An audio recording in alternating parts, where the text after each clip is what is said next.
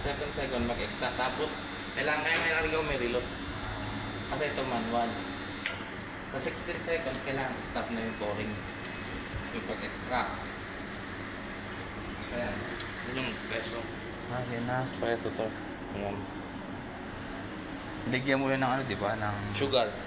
Kung gusto ng customer. Pero karamihan walang gumagamit ng sugar. Tatakli mo yung customer. Huwag kang babanat niya agad na may sugar. Ang ano naman, pag puro. Hindi, yung karamihan naman. Ang sakit sa ano.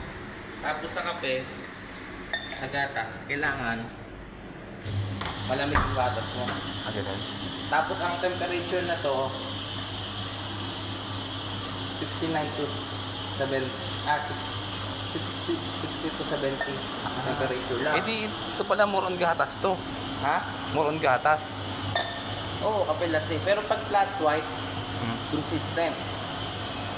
Ano? 30, 30. Pag cappuccino.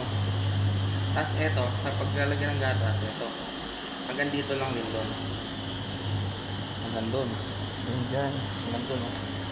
Na may sukat din. Hindi pwede lagay ng lagay.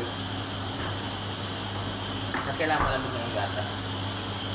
Tapos ito, bago ka ano na to, open mo muna sa set. Yan. Kasi hindi siya madumi yan. Kasi yung mga ginamit mo dati. Pare, extra ka. Kanina gumawa akong kape. Yan. Para malinis din. Tapos lagi mo tatanggap. Pag yari mong order, lagi mo linis. Yan din doon. Ito. Ang laman yan. Para pag ano foam. Kailangan na ganyan. Tubig lang yan. Ah, hindi. Ala to. Ano lang to? Hangin. Ah, Pressure hangin. lang to. Yan.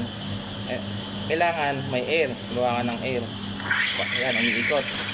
Hanggang, ano, tapos i-pull mo na. Hanggang uminit. Kailangan wala akong marinig na tunog. Ganyan lang dapat tunog. Hanggang uminit. Tapos yung temperature hanggang kaya ng kamay mo. Tapos yan. Tapos. Hangin lang yan. Pero, Oo, hangin ganyan. yan. pinaniwala yung ano. Hindi. Yan. Sa start mo, dapat ganyan maging kalabasan ng gatas mo. Parang pintura. Okay. Na ganyan palang press mill. Oo. Kala ko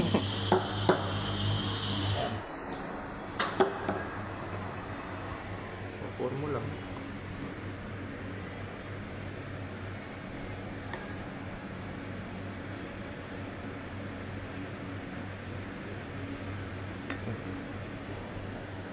ganyan siya.